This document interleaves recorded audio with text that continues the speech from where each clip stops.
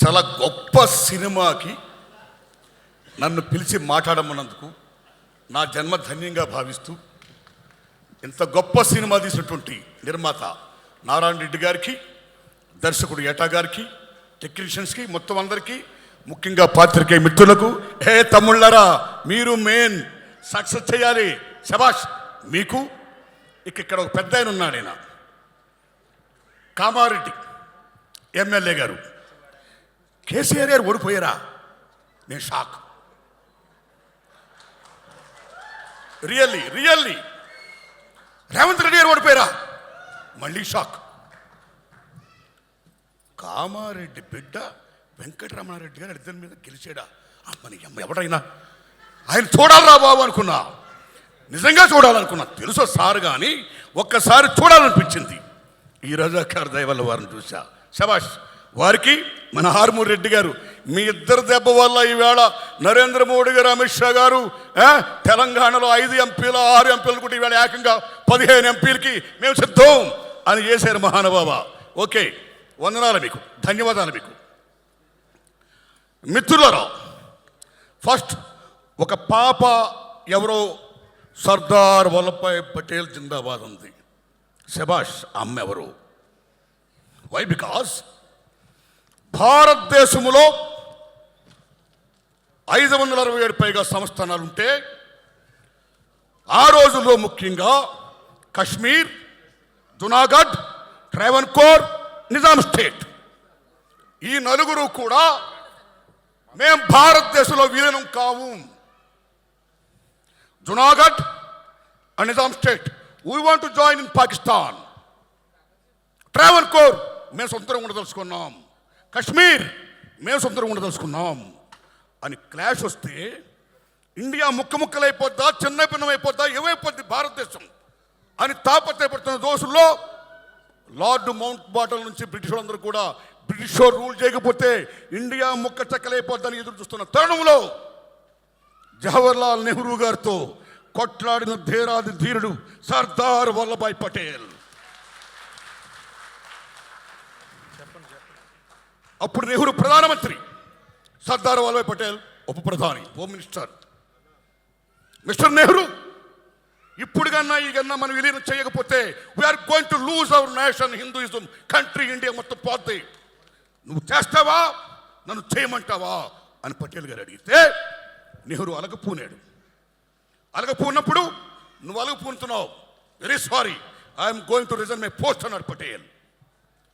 సర్దార్ వల్లభాయ్ పటేల్ అంటే మీరు నమ్మండి, ప్రైమ్ మినిస్టర్ ఆఫ్ ఇండియా కావాల్సినోడు. 16 ఓట్లు ఆయనకు వచ్చాయి, జస్ట్ 4 ఓట్లు నెహ్రూ గారికి వచ్చాయి. నోట్ మహాత్మా గాంధీ వల్ల చివరికి సర్దార్ వల్లభాయ్ పటేల్ గారు ఉప ప్రధాని అయ్యాడు, జవహర్లాల్ నెహ్రూ ప్రైమ్ మినిస్టర్ అయ్యాడు. That is Sardar Vallabhbhai Patel. ఆ సర్దార్ వల్లభాయ్ పటేల్ గారు నేను రాజీనామా చేస్తాను అన్నాడు ఆయన. Nehru shock. Okay, you do it అన్నాడు ఆయన. ఎస్ అని, మిస్టర్ పటేల్ కశ్మీర్ జోలికి పోకు, కశ్మీర్ నాకు వదిలే అన్నాడు ఆయన. వై? ఇంకన్నీ మీకు తెలుసు, అది పెద్ద సినిమా, మళ్ళీ ఏటా గారు ఇంకో సినిమా చేస్తాడు ఆయన, అల్లూరు గారు తెస్తారు లేకపోతే, రైట్? అప్పుడు మీరు నమ్మండి మిత్రులారా, నిజాం స్టేట్ని తెలంగాణ రైతాంగ సాయుధ పోరాటం, సుద్దాల అశోక్ గారు ఏం రాశాడు, ఈ తమ్ముడు భీమ్ ఏం పాటలు మ్యూజిక్ చేశాడు, భారతీ ఉయ్యాలు ఏం పాటలు ఇంకో తమ్ముడు రాశాడు. గొప్ప మ్యూజిక్ ఇచ్చావు భీమ్, నీ జన్మ ధన్యం. తెలంగాణ రజాకార్ మామూలు సినిమా కాదు ఇది, శబాష్ మ్యూజిక్, రైట్?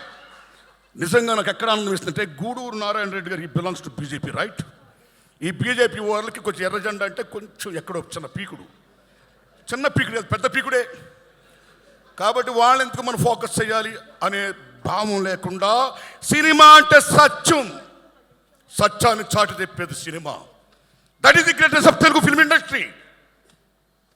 భారతదేశంలో కదా ప్రపంచంలోనే చారిత్రాత్మక సినిమాలు తీయాలన్నా, పౌరాణిక సినిమాలు తీయాలన్నా, సోషల్ తీయాలన్నా, ఇలాంటి హిస్టారికల్ ఫిల్మ్ తీయాలన్నా తెలుగు గడ్డ.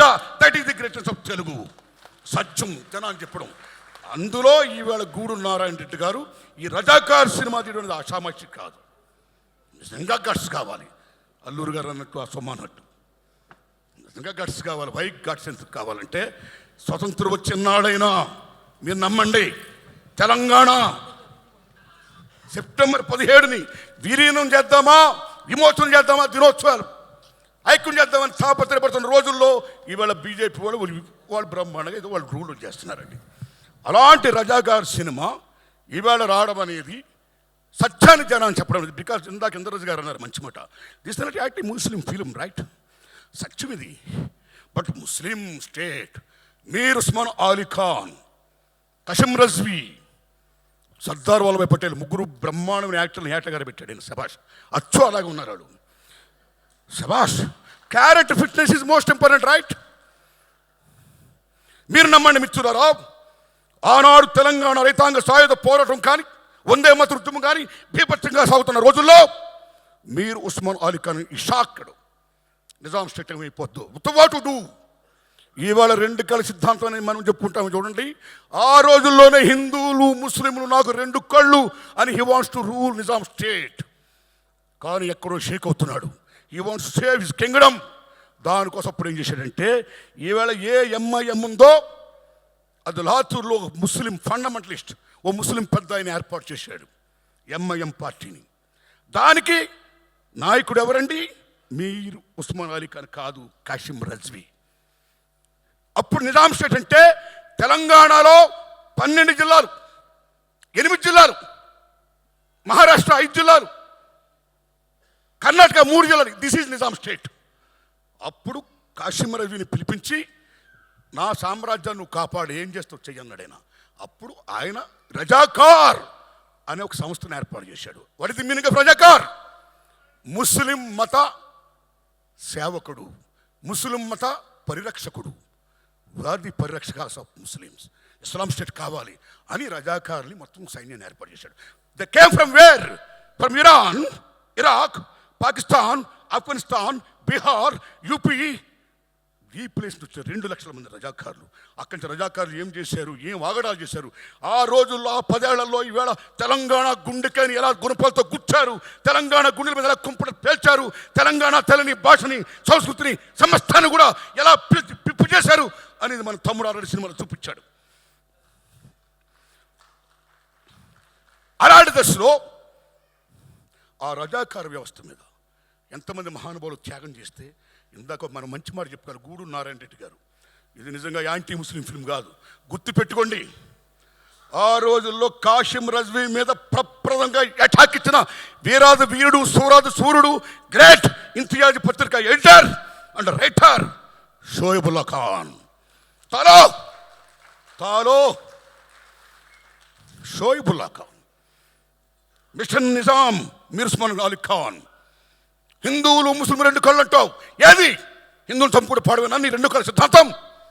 మిస్టర్ కాసిం రజ్వీ,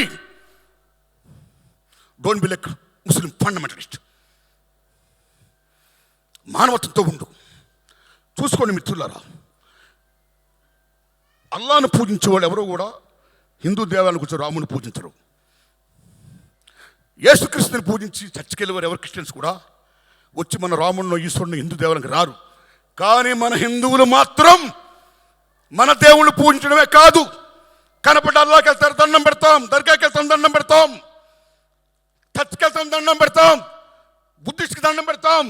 ఒక అల్లా, ఒక ముస్లిం, ఒక క్రిస్టియన్, ఒక వీడే కాదు, కనపడ్డ రాయికి, రప్పుకి, సమస్తానికి కూడా దండం పెట్టే, చెట్టుకి పుట్టుకి పెట్టే మత సహనం గల భారత మాత బిడ్డ హిందూ మతం. That is the greatest of Hindu మతం. ప్లీజ్ ప్లీజ్ తమ్ముళ్ళు, దిస్ ఇస్ నాట్ బీజేపీ అవుతాడు, రైట్? తప్పు. ఇప్పటికే ఎన్నికల ఆంజనేయ సొంత జెండా పెట్టిస్తారు మీరు.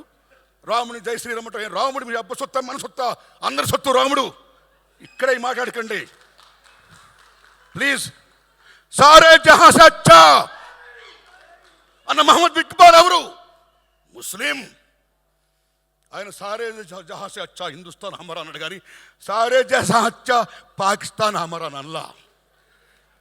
That is Iqbal. యునైట్. జై హింద్ టైంలో సుభాష్ చంద్రబోస్ రెజిమెంట్కి నాయకుడైన ఒక ముస్లిం సోదరుడు, మీరు నమ్మండి మిత్రులరా, 1907లో పిళ్ళై గారన్న ఆయన కనుగొన్నాడు జై హింద్ అనే పదం పెట్టాలని. పిళ్ళై స్వతంత్ర సంగ్రామ పోరాట యోధుడు. 1940లో బోస్ రెజిమెంట్ అని పేరు పెడితే బాగుంటుందని చెప్పిన, జై హింద్ అంటే బాగుంటుందని చెప్పిన మహానుభావుడు ముస్లిం సోదరుడు. ఆయన జై హింద్ అనమాట, కానీ జై పాకిస్తాన్ అని మళ్ళా. అరే భయ్, వాట్ షోయబ్ ఉల్లా ఖాన్. మీరు నమ్ముతారా? తెలంగాణ సాయుధ పోవడానికి 3 మూర్తులు డిసిషన్ తీసుకున్నారు యుద్ధం చేద్దామని. ఆ 3 మూర్తులు ఎవరో తెలుసా? రావి నారాయణ రెడ్డి, ఆటో Ramachandra Reddy, third one is Makhdoom Mohiuddin. That is the Muslims. Hindu Muslim బాయ్ బాయ్. దిస్ ఫిల్మ్ బిలాంగ్స్ టు చరిత్ర. రజాకారులు మామూలు దుర్మార్గం చేయలా. బతుకమ్మలను ఆడించారు వ్యవస్థలను చేసి. ఆడించిన మీద పరమ దుర్మార్గంగా ఎక్కడ హిందూ దేవాలయాలు కనపడితే ముక్కలు చేసుకుంటూ పోయారు. నిజాం స్టేట్ కన్నా ఎగ్నిస్ట్కి వెళితే 4 కోశత్తలను చంపేశారు. చివరికి మీ ఆయనలు ఎక్కడ, మీ అన్నలు ఎక్కడ, మీ బాబులు ఎక్కడని చెప్పి పాలిస్తున్న బాలింతను కూడా వదలకుండా ఆ బాలింతల పాలు తీసుకుని కక్కించి పిండించి కాఫీ చేసుకుని తాగి బేబచ్చాలు చేసి వెళ్ళారు రజాకారులు. దుర్మార్గం దుర్మార్గం దుర్మార్గం. ఆ దుర్మార్గం అనేది సరితికి జనాన్ని చెప్పడం గట్స్ కావాలి. కాబట్టి ఆ గట్స్ చెప్పిన గూడూరు నారాయణ రెడ్డి గారికి నేను సెల్యూట్ చేస్తున్నాను. బికాస్ ఎవడైనా మతాన్ని పూజించుకోవచ్చండి, but don't be like fundamentalist. మత పిచ్చోని మనం కావద్దు. We are secularist, we are Indians. భారత మాతకి జై, రైట్? సో ఆ దశలో ఎంత గొప్ప సినిమా తీసినందుకు, ఇది మామూలు విషయంగా ఈ సినిమా రజాకార్ హోల్ హార్టెడ్లీ ఈ సినిమాని మొత్తం చూపించండి సార్. ఏ మతంలో ఉన్నా సరే ఫండమెంటలిజం ఉండకూడదు. అందరినీ సాధారణంగా మనం పూజించుకోవాలి. అల్లా ఏం చెప్పాడు? బెబ్బచ్చాలు చేయమన్నాడా? ఆదుకోమన్నాడు. రాముడు ఏం చెప్పాడు? చంపమన్నాడా? ఆదుకోమన్నాడు. అరే, వాట్ ఈస్ ది రిలీజియన్? మతం అంటే ఏంటి? What is the meaning of Hinduism? What is the Islamism, Muslimism? Ism అంటే మతం, మతం అంటే ఉద్దేశం. వాళ్ళు ఏం చెప్పారో ఆ ఉద్దేశాలు అందరం బాగుండాలని, అలా కోరుకోవాలని ఆ దశలో బాగా చరిత్రని ఇంత బాగా చెప్పినటువంటి తమ్ముడు ఏటా నారాయణ రెడ్డి గారికి, సారీ ఏటా సత్యనారాయణ గారికి, గట్స్గా తీసిన మహానుభావుడు గూడూరు నారాయణ రెడ్డి గారికి అందరికీ వందనాలు చెప్తూ, కె రాఘవేంద్రరావు గారు కాంపౌండ్ నుంచి pan India legend director Rajamouli గారు వచ్చారు. అంతవరకు అంతకుముందు కె విశ్వనాథ్ గారి శంకరాభరణంతో ప్రపంచంలో తెలుగు చలచిత్ర పరిశ్రమకు బావుట ఎగిరింది. విత్ శంకరాభరణం. రాజమౌళి గారితో ఎగరడం కాదు, occupied it. Rajamouli, Oscar award. ఏం రాజమౌళి మజాకా? జేమ్స్ కెమెరాన్, స్టీవెన్ స్పిల్బర్గ్, వీళ్ళందరూ ఇవాళ Rajamouli I want do with you అని అంటారంటే ఎక్కడికి వెళ్ళిపోయాడు రాజమౌళి? శబాష్ శబాష్ శబాష్. అలాంటి రాజమౌళి తర్వాత మళ్ళా రాఘవేంద్ర శిష్యుడు ఏటా సత్యనారాయణ గారు. కాబట్టి రాజమౌళి గారు అంత గొప్పోడు కావాలని నేను కోరుకుంటున్నాను. Thanks a lot. ధన్యవాదం బ్రదర్, ధన్యవాదం. రైట్? అందరికీ నటించిన నటినటుకి, అందరికీ టెక్నీషియన్ మొత్తం అందరికీ, మీడియాకి మొత్తం అందరికీ, తమ్ముళ్ళు మీడియా మిత్రులరా, ఈ సినిమాని బ్రహ్మాండంగా ప్రమోట్ చేయండి, బ్రహ్మాండంగా ఆడాలి. అయ్యా గూడూరు నారాయణ రెడ్డి గారు ఒక ప్రెస్ మీట్ పెట్టండి. This the film the history of Telangana, not the film of Hinduism or Muslimism. My friends, we Indians, come and see the film and support it. చెప్పండి మీరు, రైట్?